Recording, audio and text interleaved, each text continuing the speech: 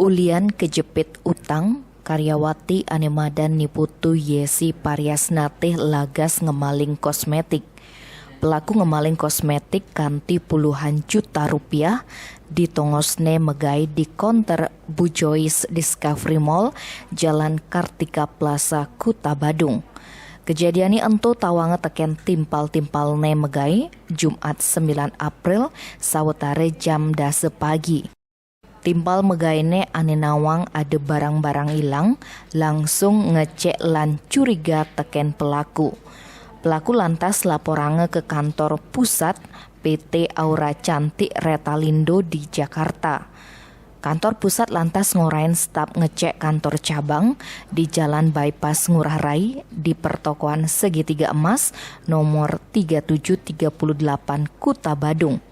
Dugas introgasine pelaku ngangken subengemaling uli Januari 2021 dugas ieu prai megai.